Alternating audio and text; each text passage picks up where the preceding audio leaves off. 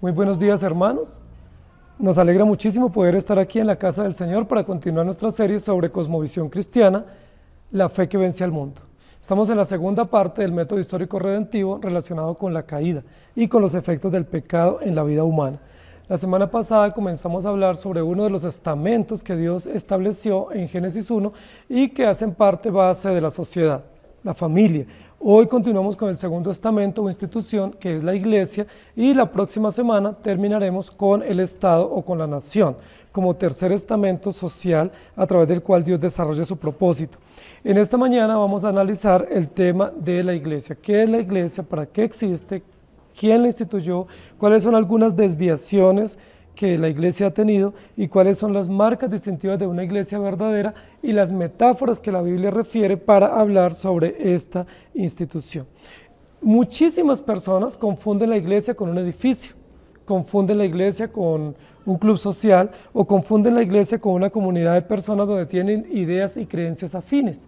Son muchísimas las personas que piensan que la iglesia es un lugar físico donde se reúnen como un auditorio o una capilla o algo así. Son muchas las personas que piensan que simplemente tener unas ideas afines o unos propósitos afines le hace miembros de una iglesia. Hoy en día, por las situaciones pecaminosas y por los avances de la comunicación, nosotros vemos una gran pluralidad de iglesias y de manifestaciones de comunidades cristianas y religiosas. Es muy probable que algunos de ustedes hayan tenido la pregunta en algún momento diciendo, bueno, ¿cómo sabemos cuál es la iglesia verdadera? ¿O cómo sabemos qué relación tiene Cristo con esas religiones falsas o con esas comunidades o esos movimientos que pues nosotros los identificamos como no adecuados con sana doctrina? ¿Cómo entender si ellos están en la verdad o no? ¿O qué les falta? ¿O cómo discernir lo que ellos hacen y creen? Antes de Constantino, en el siglo IV, comunidad, discipulado y misión estaban juntas. Es decir, la iglesia era una comunidad de creyentes que desarrollaban una misión y que estaban discipulados permanentemente. Pero a partir de Constantino, en el siglo IV, esas tres verdades o tres realidades de la iglesia como comunidad discipuladora que ejerce una misión, se disgregó, se separó y perdió la iglesia su norte y se comenzó a hacer una iglesia como más institucional, centrada en un lugar público donde se adoraba. La Biblia va a hablar básicamente que la iglesia es la comunidad de creyentes, es la asamblea. Hay una palabra en el griego que es eclesía, que significa comunidad de personas llamadas de un lugar y trasladadas a otro lugar para un uso especial. Es decir, es una asamblea o una convocatoria que Dios hace donde se para de un lugar o traslada para un propósito específico. La iglesia o la eclesía de Dios es aquella que incluye todos los elegidos, todos los salvos, todos los que han sido santificados por el Señor Jesucristo y separados del uso común, es decir, del uso pecaminoso para un uso especial. ¿Cómo nosotros saber cuáles son los principios o las marcas que distinguen una iglesia verdadera y cómo saber para nosotros poder juzgar y poder congregarnos en ella? Efesios 1, 22 y 23 dice, y sometió todas las cosas bajo sus pies y lo dio por cabeza sobre todas las cosas a la iglesia, la cual es su cuerpo, la plenitud de aquel que todo lo llena en todo. Y en el Evangelio de San Juan, capítulo 15, versículo 19, dice, si fuerais del mundo, el mundo amaría lo suyo, pero porque no sois del mundo, antes yo os elegí del mundo, por eso el mundo os aborrece. Yo quiero centrarme en esta mañana para hablar de esta segunda institución en el Salmo 122, 1, que va a servir como guía y como título para este sermón. Me alegro cuando me dicen, vamos a la casa del Señor. El salmista David expresa una gratitud enorme, un júbilo incontenible al recibir una invitación, un convite de ir a la casa del Señor. Vamos a la casa del Señor. Y ese es el título de la enseñanza en esta mañana. Vamos a la casa del Señor. ¿Qué te produce cuando recibes ese convite? Cuando alguien te llama, cuando recuerdas que hoy es día domingo, ¿qué produce? ¿Qué sentimientos, qué emociones tienes en tu corazón y en tu mente ante ese privilegio, ante esa oportunidad de reunirte, de congregarte para adorar públicamente al Señor? Y yo voy a hablar en esta mañana para desarrollar el tema Vamos a la casa del Señor, tres metáforas que la Escritura presenta con relación a la iglesia. La primera metáfora es la familia. La Biblia habla de que la iglesia es una familia y como familia tiene una relación, tiene unos lazos propios, tiene unos lazos que hacen que haya un relacionamiento, unas relaciones sólidas de familia, de hermandad, de fraternidad, de compañerismo. Y como familia, la iglesia también ejerce una tarea que es una tarea histórica, una tarea fundante, y es la tarea de ejercer disciplina. Si yo les preguntara a algunos de ustedes, la mayoría de las disciplinas o de los principios que ustedes tienen, ¿dónde los adquirieron? ¿En la escuela, en el trabajo, en la universidad, cuando estuvieron adultos y salieron de casa? ¿O las principales disciplinas las recibieron en la familia cuando ustedes fueron niños? Si ustedes y yo estamos en sintonía, podemos decir que todas esas disciplinas que marcan la vida nuestra, las recibimos en la familia. Cuando fuimos niños, cuando recibimos la instrucción de nuestros padres, en el contexto de las familias, nosotros recibimos las disciplinas. Entonces, la primer metáfora del convite, del llamado, vamos a la casa del Señor, es vamos como familia, porque la iglesia es una familia. La iglesia está fundada sobre familias, se desarrolla a través de familia, se expresa y se sostiene a través de familia. En el contexto de la familia es que Dios da las promesas del pacto, en el contexto de la familia es que Dios llama varones para el ministerio, y es en el contexto de la familia donde Dios cumple su propósito de desarrollar la iglesia. Si pudiéramos recordar un poco, Abraham, Isaac, Jacob, que son base fundamental de la fe y de la adoración pública, fueron llamados como familia. Familia e iglesia, en algún sentido, son una misma cosa. Familia e iglesia son una misma cosa en plena sintonía. Es decir, no existe la iglesia sin la familia y no existen las familias creyentes sin la iglesia. La iglesia es una familia.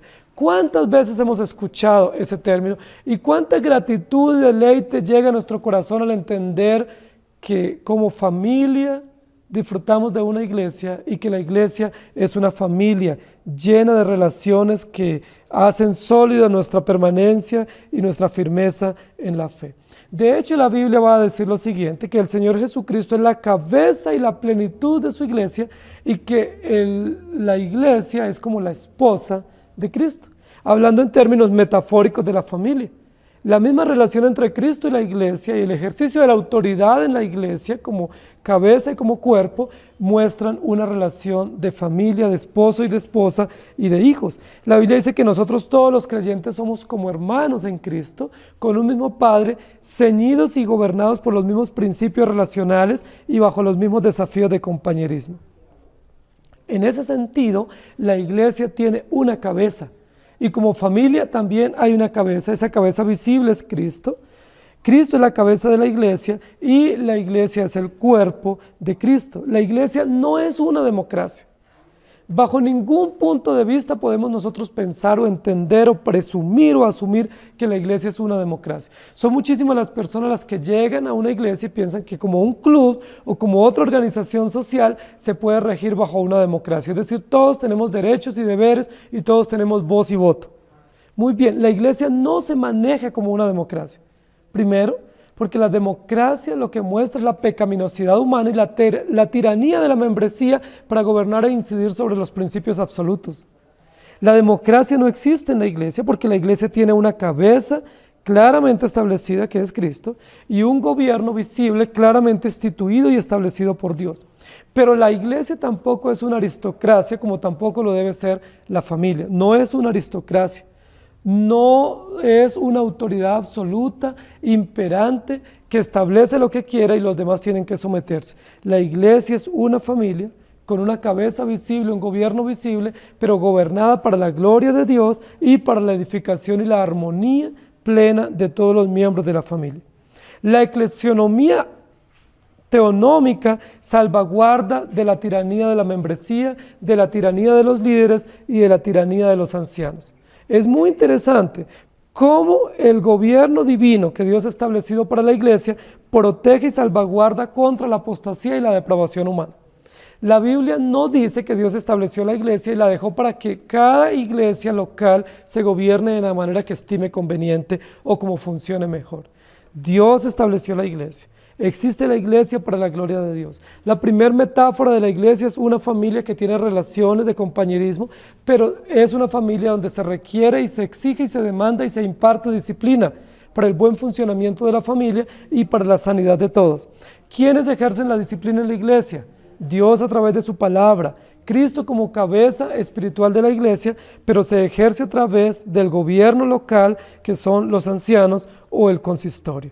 La iglesia congregacional, como es un modelo que nosotros hemos escuchado en muchos contextos y que muchos practican, corre un peligro, y es que la congregación ejerza una tiranía, es decir, se dé la tiranía de la membresía, donde son los miembros los que determinan lo que se debe hacer. La iglesia episcopal, que es otro modelo que históricamente han mantenido muchas iglesias, corre el peligro de que se ejerza tiranía a través del líder o del pastor o del monarca o el obispo de turno. Y la iglesia presbiterial, por supuesto, corre un peligro también que haya una tiranía de parte de los ancianos. Pero Dios nos protege por su palabra y por su precioso espíritu. La iglesia ha recibido como familia y como institución un encargo divino, y es un poder que se le ha otorgado a nivel moral y espiritual. Nuestra injerencia como iglesia, nuestra injerencia en el gobierno como ancianos no es civil, sino moral y espiritual, para la sanidad espiritual, para la reconciliación, para la edificación mutua del cuerpo. Como familia y como miembros todos del cuerpo de Cristo, estamos llamados a vivir en compañerismo, a vivir en comunión y a servir al Señor Jesucristo. Todos en familia debemos apoyarnos mutuamente y socorrernos en los diferentes momentos de necesidad y acorde con los dones que hemos recibido. No debemos incomodarnos si entendemos esta metáfora de la iglesia como familia. Vamos a la casa del Señor, porque somos una familia redimida, porque hemos entendido el Evangelio, porque la adoración pública se basa en familias y porque como familias tenemos fuertes lazos emocionales y espirituales y fraternos que nos unen. Hay muchas personas que dicen, no, es que si yo voy a la iglesia o no voy, no se hace la diferencia. Nadie me va a echar menos. Nadie va a notar si yo fui o no fui. Yo quiero decirte lo siguiente, si tú has nacido de nuevo, si has sido injertado a la familia espiritual, tú haces parte integral de la iglesia. Y todos los dones que Dios te ha dado, las capacidades que Dios te ha dado y las necesidades que Dios te ha provisto tienen que ser puestas en común para la mutua edificación de la iglesia y para el crecimiento en las diferentes relaciones. Una de las áreas en las cuales más dificultades se presentan en la iglesia es en el área de las relaciones. A veces nosotros pensamos que la mayoría de los problemas en la iglesia local tienen que ver con la teología o tienen que ver con la liturgia, pero déjenme decirles que los principales problemas que tenemos tienen que ver con las relaciones. Muchos de nosotros tenemos los principios claros, los entendemos, pero tenemos relaciones quebradas. Muchos de nosotros entendemos la teología correcta, entendemos que la iglesia es una familia que debe ser gobernada con disciplina, pero en el área de las relaciones tenemos tantas falencias. No somos honestos, no somos transparentes, no decimos las cosas como conviene, somos altivos, somos pedantes, somos altaneros y no nos sometemos y nos humillamos y nos relacionamos adecuadamente como hermanos miembros de un mismo Padre. Más bien, muchos de nosotros nos tratamos cruel y severamente como si fuéramos enemigos y no como hermanos, redimidos por gracia y unidos a una misma iglesia, por un mismo Padre y por unos mismos ligamentos. Génesis capítulo 8, versículos 20 al 21 dice, y edificó Noé un altar a Jehová, y tomó de todo animal limpio y de toda ave limpia, y ofreció holocausto en el altar. Y percibió Jehová olor grato. Y dijo Jehová en su corazón, no volveré más a maldecir la tierra por causa del hombre, porque el intento del corazón del hombre es malo desde su juventud, ni volveré más a destruir todo ser viviente como he hecho. Y Génesis 17, 8 y 9 dice, y te daré a ti y a tu descendencia después de ti la tierra en que moras, toda la tierra de Canaán, en heredad perpetua, y seré el Dios de ellos. Dijo de nuevo Dios a Abraham, en cuanto a ti guardarás mi pacto, tú y tu descendencia después de ti, por todas tus generaciones. Los textos que hemos leído nos muestran que la adoración a Dios comienza en la familia, no en la iglesia. O mejor dicho, la iglesia doméstica o la iglesia familiar es la expresión más elemental o fundante de la iglesia verdadera. En Juan capítulo 1, versículos 12 al 14 dice: mas a todos los que le recibieron, a los que creen en su nombre, les dio potestad de ser hechos hijos de Dios, los cuales no son engendrados de sangre, ni de voluntad de carne, ni de voluntad de varón, sino de Dios. Y aquel verbo fue hecho carne y habitó entre nosotros, y vimos su gloria, gloria como del unigénito del Padre, lleno de gracia y de verdad. Este texto, al igual que los anteriores, habla en el contexto de la familia, descendencia, padres, hijos, hermanos, caminando todos en una misma dirección. Pero ninguno de nosotros tiene duda de que estos textos hablan profundamente del plan espiritual de Dios para su iglesia y para su pueblo. Nuevamente, la familia es la expresión básica de la iglesia. Somos hijos de un mismo Padre. La adopción, que es una de las doctrinas de la gracia, se fundamenta en la metáfora de la familia. La iglesia es una familia, por eso no creemos en iglesias multitudinarias, creemos mejor en iglesias pequeñas, domésticas, donde nos conocemos, donde nos relacionamos, donde crecemos mutuamente, donde crecen los lazos de amistad y de fraternidad, pero también donde salga a la superficie toda la dificultad que tenemos para relacionarnos. Donde salga a la superficie los problemas, las desavenencias, los odios, las rencillas, porque en ese sentido nuestro pecado sale a la superficie, se muestra lo que somos, entendemos nuestra pecaminosidad y descansamos como familia, como iglesia, en el mensaje del Evangelio. Primera de Corintios 16, 19. Las iglesias de Asia os saludan. Aquila y Priscila, con la iglesia que está en su casa, os saludan mucho en el Señor. Muchos textos tenemos en el Nuevo Testamento que hablan que la iglesia del primer siglo se reunía en las casas. Pero es probable que alguien diga: bueno, ese es un fenómeno de la expansión de la iglesia en el primer siglo de esta era. Es probable que alguien diga: bueno, la iglesia apostólica implementó un nuevo modelo de adoración pública en los hogares, grupos celulares, grupos de oración, grupos de amor y vida. Pero no, queridos hermanos, en el Antiguo Testamento, donde nace la iglesia, donde se manifiesta en la historia, también la iglesia o las familias se reunían. Y algunas familias se reunían con otras familias pequeñas para adorar públicamente a Dios, para relacionarse y estrechar lazos de fraternidad y para comer juntos. En el Antiguo Testamento las familias también, y los jefes de familias o los sacerdotes de las familias, junto con sus criados y todos sus empleados, adoraban en familia y en casa al Señor. Efesios 5, 22, 27 y 32. Porque el marido es cabeza de la mujer, así como Cristo es cabeza de la iglesia, la cual es su cuerpo y él es su Salvador, a fin de presentársela a sí mismo una iglesia gloriosa, que no tuviese mancha ni arruga ni cosa semejante, sino que fuese santa y sin mancha. Grande es este misterio, mas yo digo esto respecto de Cristo y de la iglesia. Cristo es la cabeza de la iglesia, así como el hombre es la cabeza de la mujer. Deuteronomios 31, 28. Congregad a mí todos los ancianos de vuestras tribus y a vuestros oficiales, y hablaré en sus oídos estas palabras y llamaré por testigos contra ellos a los cielos y a la tierra. Antiguo Testamento. Pero no, luego Nuevo Testamento, Hechos 14, 23. Y constituyeron ancianos en cada iglesia, y habiendo orado con ayuno, los encomendaron al Señor, en quien habían creído. Tanto en el Antiguo como en el Nuevo Testamento se habla de los ancianos, se habla de los oficiales de la iglesia, que ejercen gobierno visible de la iglesia local, que protegen la iglesia y que se someten enteramente al gobierno de la cabeza espiritual que es Cristo. Luego en 1 Tesalonicenses 5, 11 y 14 habla de algunos de los propósitos de la hermandad o de la fraternidad de creyentes en la iglesia local, por lo cual animaos unos a otros y edificaos unos a otros así como lo hacéis. También os rogamos, hermanos, que amonestéis a los ociosos, que alentéis a los de poco ánimo, que sostengáis a los débiles, que seáis pacientes para con todos. Notan, queridos hermanos, que en ese texto, que se dirige de manera directa a la iglesia de Tesalónica, pero también para toda la iglesia universal, se llama fuertemente a una tarea interna de confortar, de discipular, de fortalecer los lazos entre los hermanos, de exhortar fuertemente a aquellos que son ociosos, que son negligentes, que son de poco ánimo, que están en debilidad, y tener paciencia unos con otros. La iglesia como familia no solo disfruta de hermandad, de cariño y fraternidad. La iglesia como familia tiene una gran responsabilidad, y es una responsabilidad disciplinaria. Hay un dicho común que hemos escuchado y muchos lo hemos abrazado como cierto, y es: los problemas de la familia se solucionan en la familia.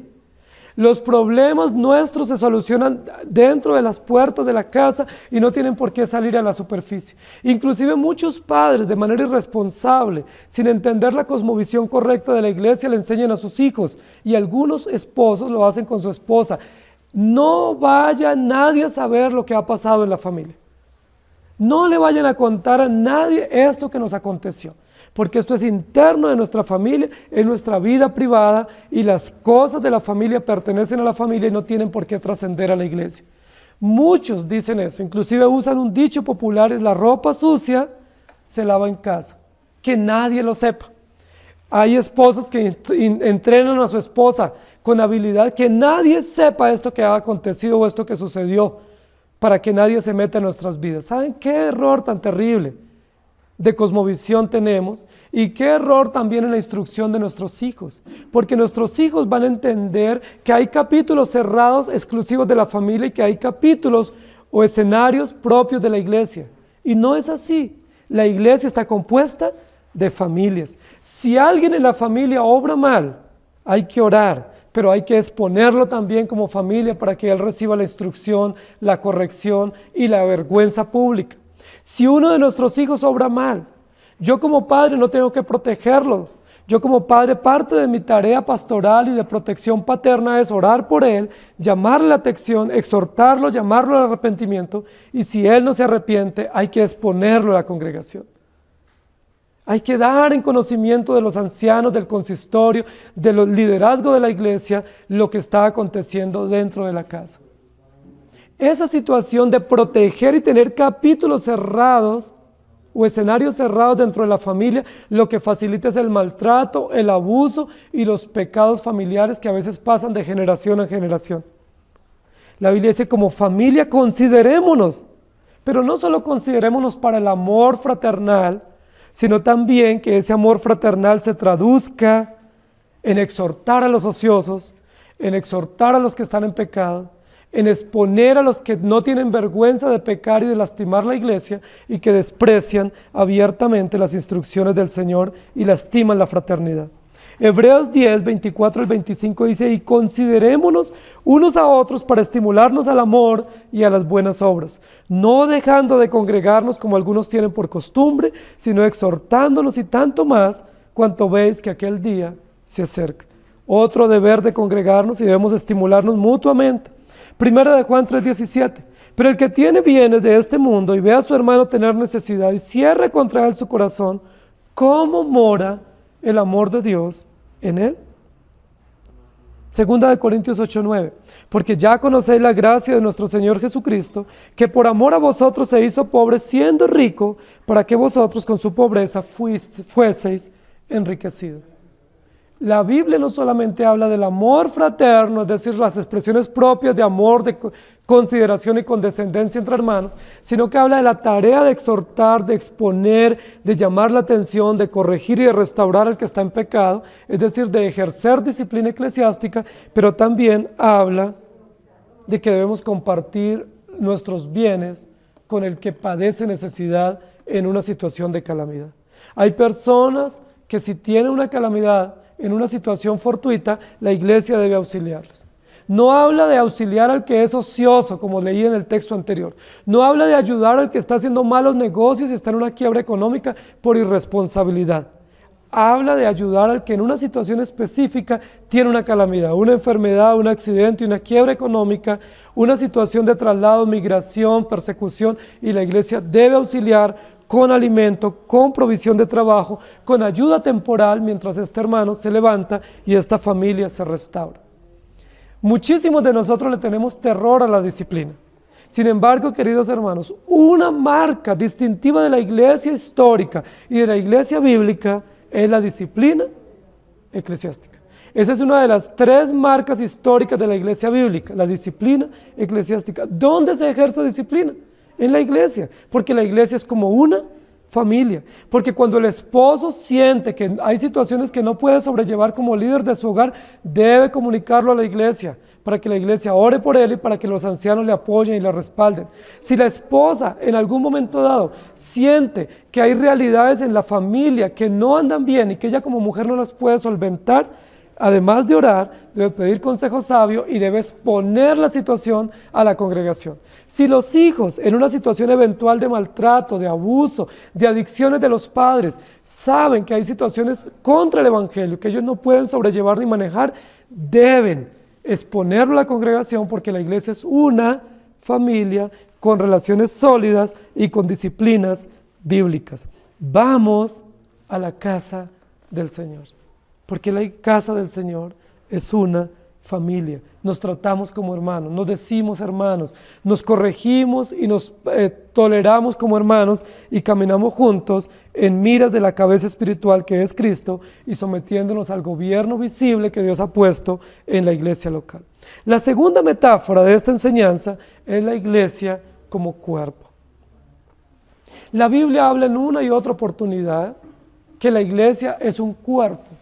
Y cuando habla del cuerpo, dice que es un cuerpo que se necesita, es decir, hay interdependencia entre todas las partes del cuerpo, entre todas las coyunturas que se ayudan mutuamente. Todas las coyunturas y los ligamentos están claramente unidos, inseparables. La iglesia como cuerpo no puede decir, no te necesito a ningún miembro del cuerpo, porque Dios pone en su iglesia cada uno en el lugar que Él quiere para su propia gloria y para la edificación del cuerpo. Aunque haya desavenencia entre los miembros del cuerpo, todos tenemos que entender que Dios nos puso y nos puso con un propósito. Es probable que tú pienses que no tienes cabida en esta iglesia local. Es probable que alguien piense que en el lugar donde está subutilizado y que está en el lugar equivocado. Bueno, es probable que eso pienses tú, de acuerdo a tus pretensiones y a tus anhelos, pero no es lo que piensa Dios, porque Dios, que es soberano y que es fiel y que diseñó la iglesia, que es el arquitecto de la iglesia y quien la sostiene, pone a cada uno en el lugar que Él quiso y para la función que Él quiso. La iglesia es un cuerpo que no nace en Hechos 2, es un cuerpo que viene de una relación pactual desde el Antiguo Testamento. Nosotros consideramos que la eclesiología correcta no acepta que se originó en Hechos 2, sino en el Antiguo Testamento. La eclesiología que dice que la iglesia cristiana nace en Hechos 2, rompe la unidad escritural, trunca y lesiona la relación pactual de Dios con su pueblo. Dios estableció un pacto eterno de redención.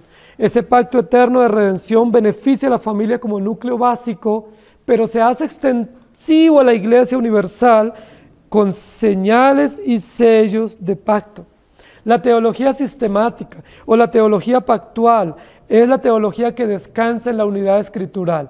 La iglesia no nace en el Nuevo Testamento. La iglesia no la instituyó Jesucristo, la iglesia la instituyó Dios desde antes de la fundación del mundo y la manifestó en la historia a partir del primer creyente, cuando Dios manifestó también su plan de redención. La historia o la doctrina del pacto es un esquema subyacente a la iglesia que tiene sus propósitos providenciales redentores de Dios en todo el sentido de la palabra. La iglesia como cuerpo pactual indica continuidad, no solo continuidad de una comunidad, de una familia, sino también continuidad ética, continuidad de principios, continuidad de membresía, continuidad de gobierno y continuidad de sacramentos. La iglesia como una comunidad pactual en la historia de la redención indica continuidad de todos los distintivos propios de la iglesia. Y esa es otra de las marcas básicas de la iglesia histórica. Los reformadores en el siglo XVI han considerado que la iglesia verdadera tiene tres marcas distintivas. Ya mencioné la primera, la disciplina eclesiástica. Y estoy mencionando la segunda, el adecuado ejercicio de los sacramentos instituidos por Dios. ¿Dónde se ejercen o dónde se ofician los sacramentos bíblicos? Pues en una iglesia como cuerpo. Es decir, constituida por miembros, entrelazada y ligada y sostenida por el Señor, donde todos son útiles y son parte integral, parte activa de la comunidad de creyentes visibles. Los sellos y señales de pacto que Dios nos dejó deben ser constantes en la iglesia del Señor Jesucristo. Las señales y sellos del pacto constituyen las señales de inclusión a la iglesia visible que representan la obra de Cristo, que dignifican el cuerpo local, que muestran y valoran el cuerpo y las relaciones en el cuerpo, que nos hacen reconocer nuestro pecado y que nos recuerdan que dependemos del Señor. Los sacramentos son señales y sellos del pacto de gracia comunes a la Iglesia universal y que se ejercen y nos ejercitamos en ellos en la iglesia local. No podemos despreciar los sacramentos, no podemos despreciar la señal del bautismo y la señal de la cena del Señor.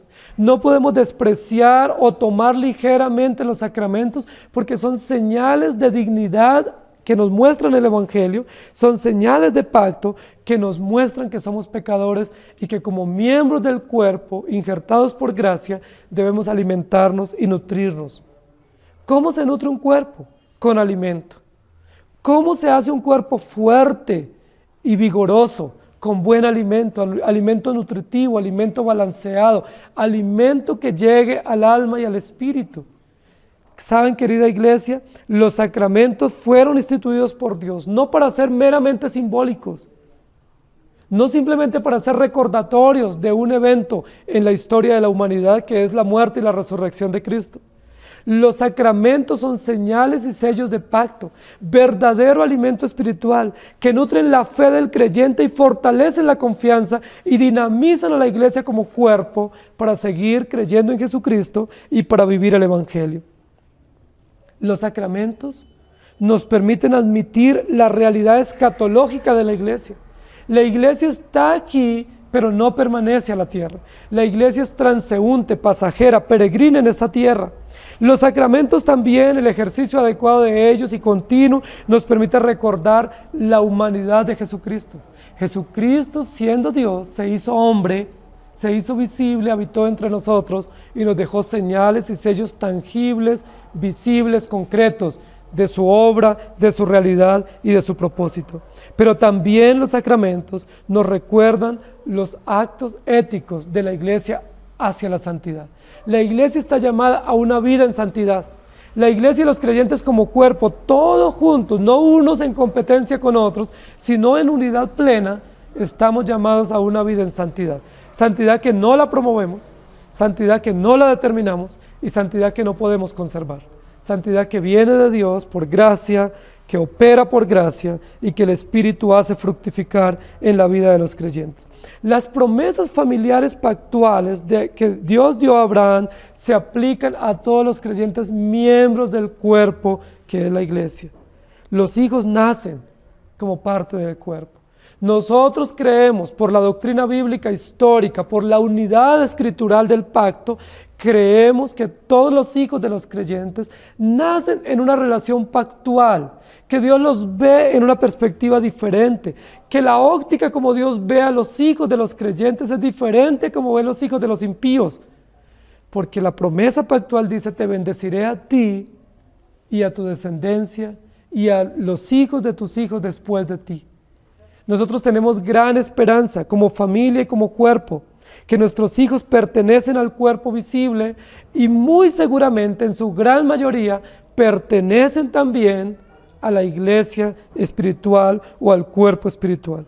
No nos olvidemos de que la iglesia es una institución, es un cuerpo que pertenece a Jesucristo y que fue comprado por la sangre de Jesucristo. Vamos a la casa del Señor, vamos a su casa, porque su casa es una familia, donde hay amistad, hay compañerismo, hay fraternidad, pero también donde recibimos y ejercemos disciplina.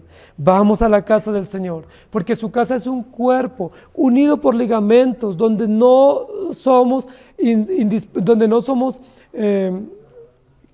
indispensables, pero también donde Dios nos ha puesto para ser útiles y servir con gratitud a nuestro Dios, y donde somos alimentados, nutridos, vigorizados por el Evangelio del Señor Jesucristo.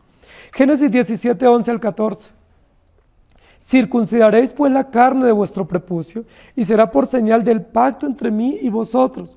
Y de edad de 8 días será circuncidado todo varón entre vosotros por vuestras generaciones, el nacido en casa y el comprado por dinero a cualquier extranjero que no fuere de tu linaje. Debe ser circuncidado el nacido en tu casa y el comprado por tu dinero, y estará mi pacto en vuestra carne por pacto perpetuo. Y el varón incircunciso, el que no hubiere circuncidado la carne de su prepucio, aquella persona será cortada de su pueblo, ha violado mi pacto. Relaciona pacto con señal y sello visible. Relaciona acciones espirituales de Dios en el pacto de la redención con la circuncisión y con la pertenencia visible a esa comunidad. Gálatas 3:29, y si vosotros sois de Cristo, ciertamente el linaje de Abraham sois y herederos según la promesa. Y luego en 1 Corintios 7:14, esperanza para aquellos que tienen un miembro de su hogar incrédulo, porque el marido incrédulo es santificado en la mujer y la mujer incrédula en el marido, pues de otra manera vuestros hijos serían inmundos, mientras que ahora son santos. Y Hechos 2:39, porque para vosotros es la promesa, y para vuestros hijos, y para todos los que están lejos, para cuantos el Señor nuestro Dios llamare. Las promesas pactuales de la iglesia como cuerpo, unida por la estructura de la palabra, incluye nuestros hijos. Estamos en una relación pactual. Somos alimentados por la palabra que se nos hace visible, se nos hace concreta, se nos hace tangible y que podemos saborear a nuestros sentidos externos. La palabra que podemos presentar y que podemos ver ejemplificada a través de señales visibles como los sacramentos. Ezequiel 16:20 al 21 dice, además de esto, tomaste tus hijos y tus hijas que habías dado a luz para mí y los sacrificaste a ellas para que no fuesen consumidos. ¿Eran poca cosa con tus fornicaciones para que degollaste también a mis hijos y los ofrecieras a aquellas imágenes como ofrenda que el fuego consumía? Esta es una denuncia profética contra el pueblo de Israel. Porque en lugar de instruir a sus hijos en el seno de la familia con los principios eclesiales, en lugar de llevar a los hijos a la iglesia para la adoración pública, los entregaban a dioses paganos y fornicaban con ellos y se consumían. Es una pregunta interesante. ¿Era poca cosa todo lo que tú como padres hacías para que entregues tus hijos a la debilidad espiritual, para que entregues tus hijos al pecado y a la idolatría y para que no los entregues como ofrenda al Señor? La semana pasada predicamos sobre esa responsabilidad espiritual con nuestros hijos. Y ustedes y yo tenemos una responsabilidad espiritual no solamente con nuestros hijos como hijos biológicos, sino como hijos en la común fe. Y es entregarlos al Señor, ofrecerlos al Señor en adoración y entregarlos al Evangelio para que vivan para Dios. No es suficiente con aplicar la señal pactual. Es muy probable que alguno de ustedes diga, sí, pastor, yo ya lo hice. Mi hijo apenas nació, yo le apliqué la señal del bautismo en la iglesia y yo constantemente lo traigo y lo dedico al Señor. Pero no es suficiente. Es necesario instruirlos como familia en las bases del Evangelio. Es importante apartarnos como padres de nuestras rebeldías y nuestras abominaciones para que nuestros hijos vean el Evangelio modelado en nuestro carácter y en nuestras acciones. Porque la iglesia es un cuerpo donde nos nutrimos y nos alimentamos. Y si tú no te nutres por la palabra y no eres nutrido con la relación y la reciprocidad del amor fraternal en la iglesia, algo está pasando. Romanos 11:16 dice, si las primicias son santas, también lo es la masa restante. Y si la raíz es santa, también lo son las ramas. Hablando también de los árboles genealógicos y de la descendencia nuestra que está incluida en la promesa. Génesis 3:15, y pondré enemistad entre ti y la mujer, y entre tu simiente y la simiente suya. Esta te herirá en la cabeza, y tú le herirás en el calcañar. Génesis 17:7, y estableceré mi pacto entre mí y ti, y tu descendencia después de ti en sus generaciones, por pacto perpetuo, para ser tu Dios y el de tu descendencia después de ti. Y luego en Hechos 22:7, y caí al suelo y oí una gran voz que decía, Saulo, Saulo, ¿por qué me persigues? Queridos hermanos, la iglesia es una familia. Hermosísima metáfora de relacionamiento, de amistad, de compañerismo y de fraternidad. Pero la iglesia es un cuerpo y como cuerpo no puede dividirse, o no puede despreciarse, o no puede considerar uno a otro, no te necesito. Porque somos parte integral del diseño de Dios para la iglesia local. Dios no te puso aquí por casualidad. Dios no te puso aquí porque no había otro lugar para ponerte. O Dios no te puso aquí simplemente para pasar el tiempo.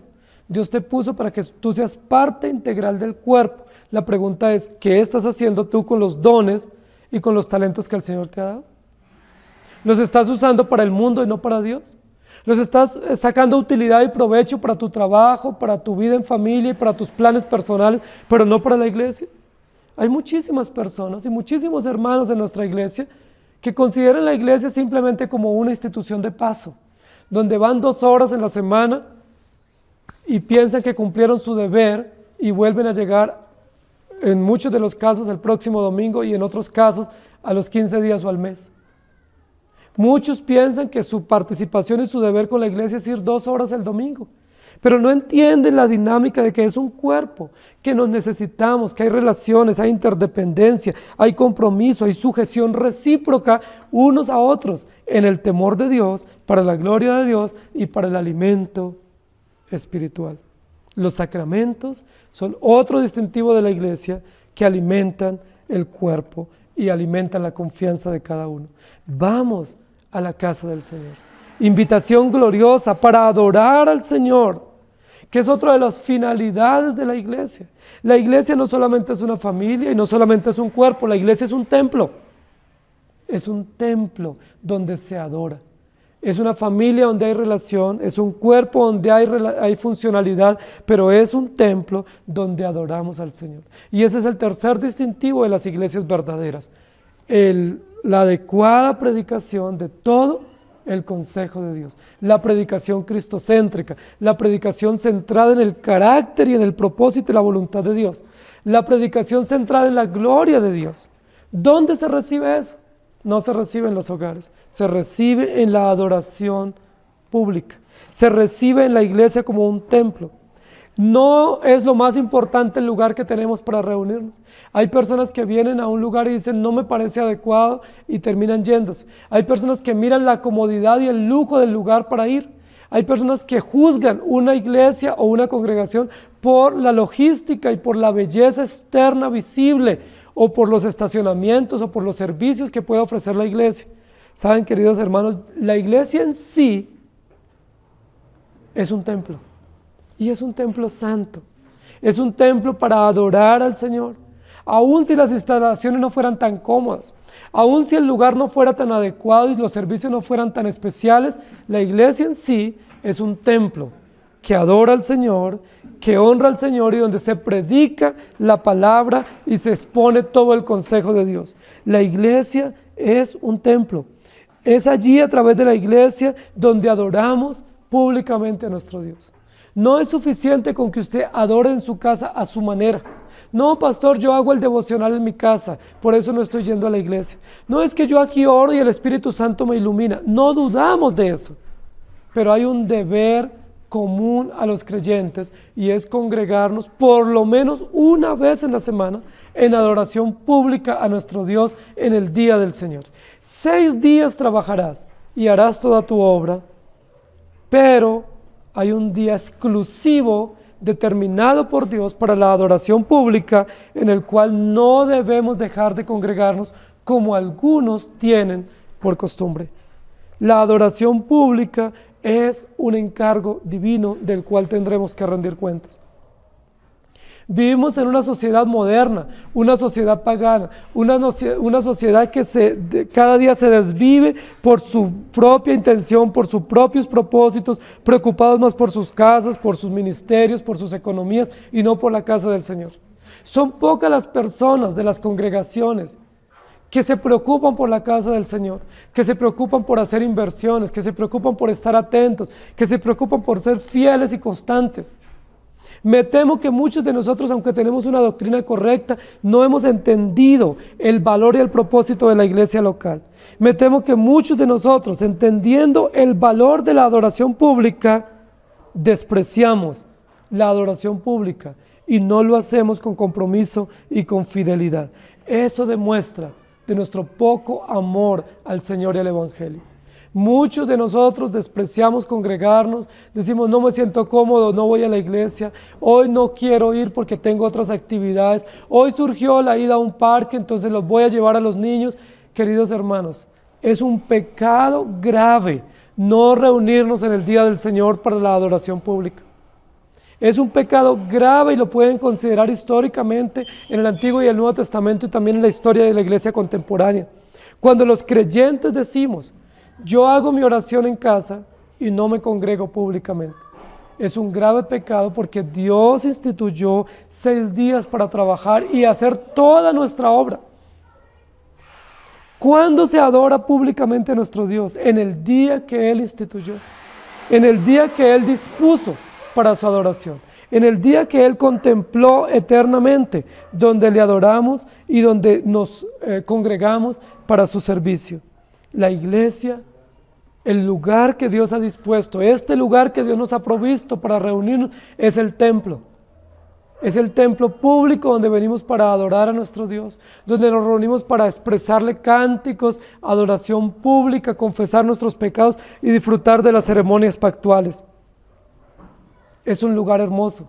Yo me alegré con los que me decían, a la casa de Jehová iremos. Es mejor estar un día en la casa de Dios que 1000 fuera de ellos, decía el salmista. Cuán grato es para mí, cuán deleitoso recibir la invitación, hoy es el día del Señor. Yo les pregunto, ¿cómo reciben ustedes el día del Señor?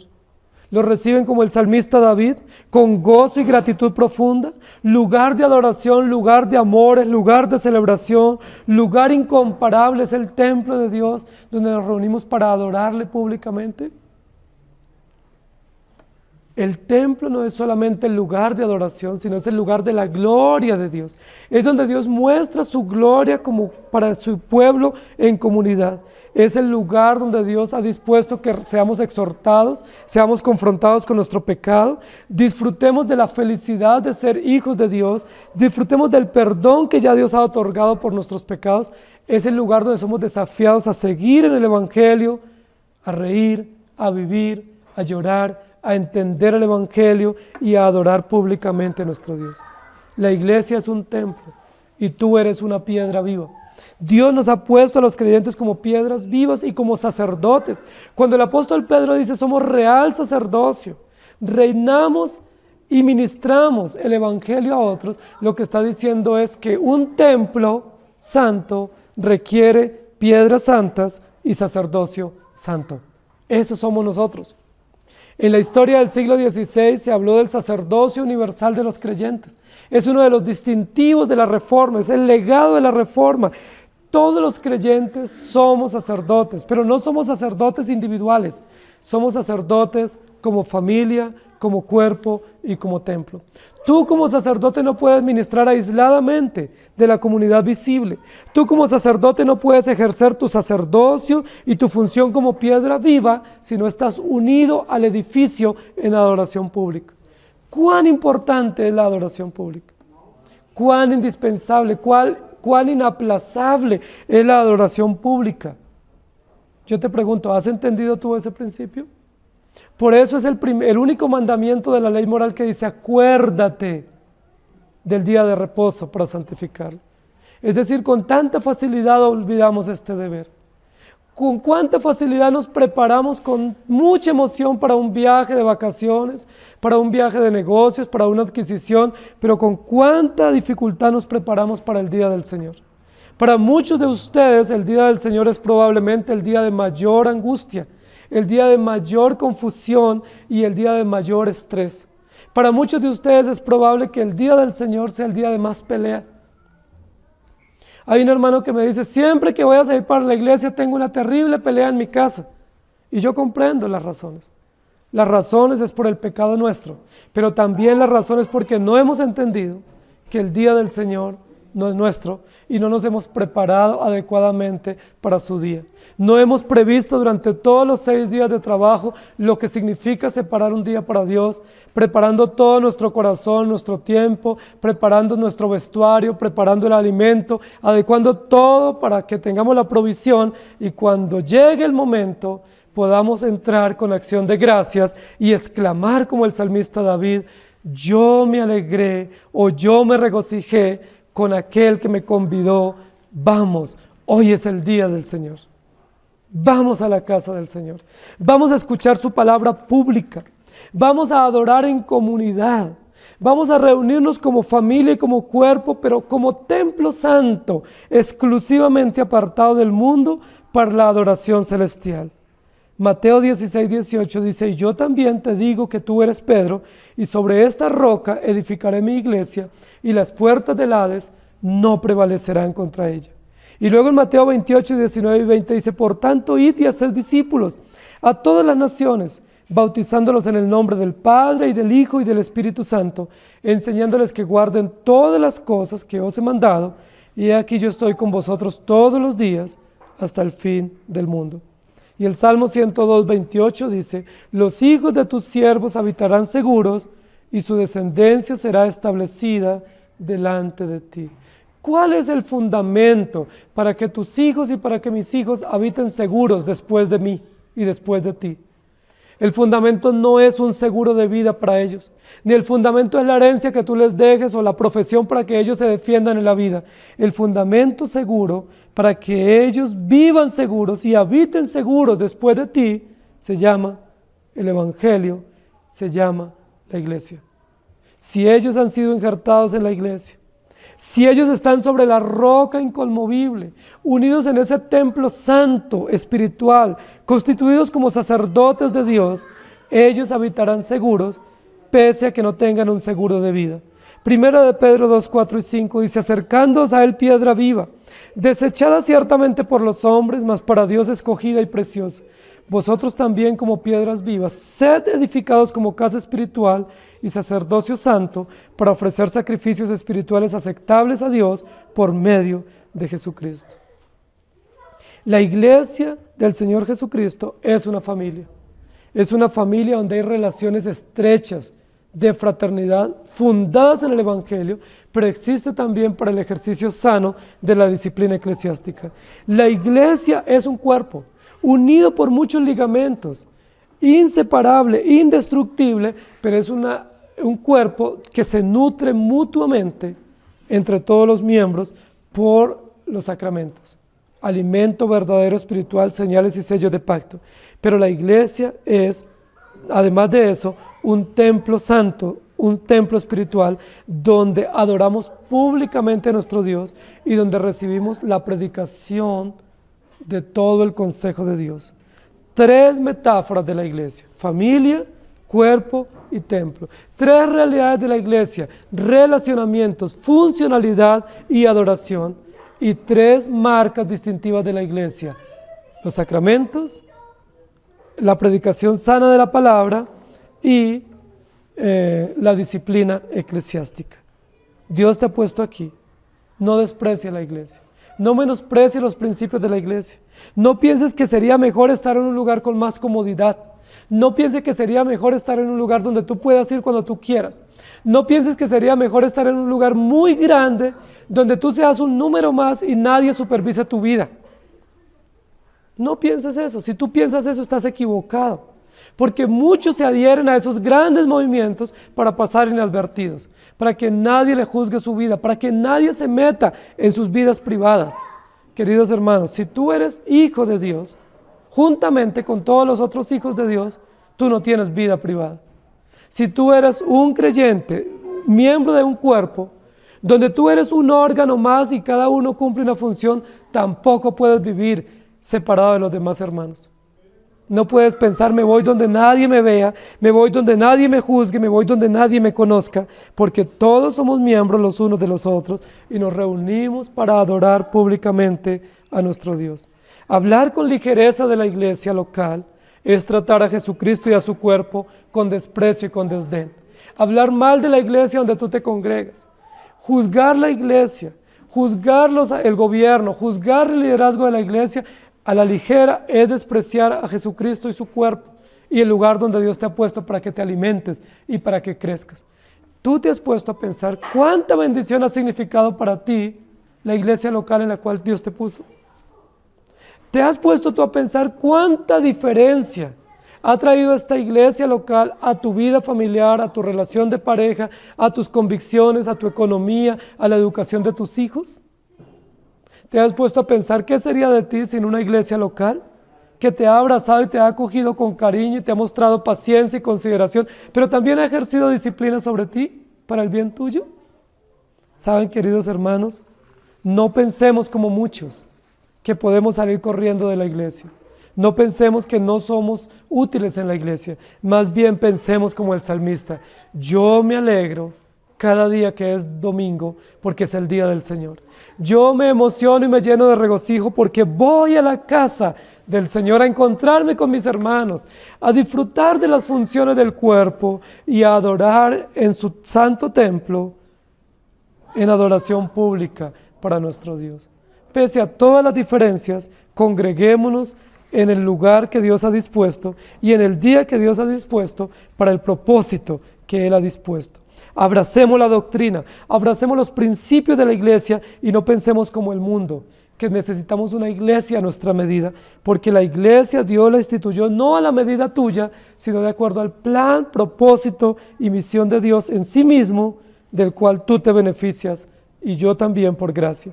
Primera de Corintios 5, 6 y 7. No es buena vuestra jactancia. ¿No sabéis que un poco de levadura leuda toda la masa? Limpiaos pues de la vieja levadura para que seáis nueva masa, sin levadura como sois, porque nuestra Pascua, que es Cristo, ya fue sacrificada por nosotros.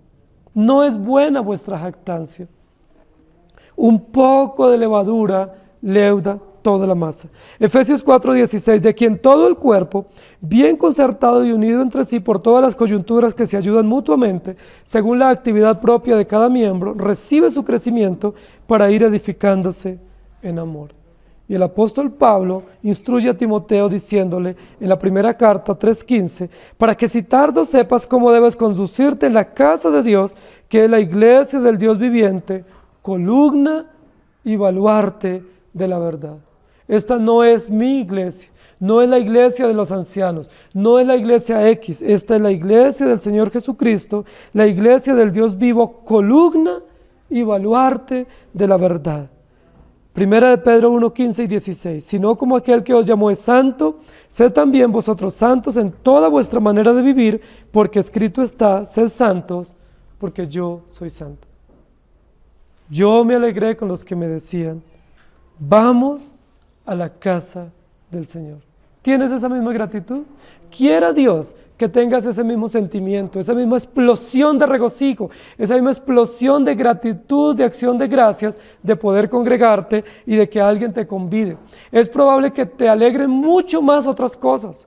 Es probable que a nuestros hijos les alegre mucho más una película, un viaje, el cine, un deporte, ir a una actividad recreativa. Es muy probable, una visita.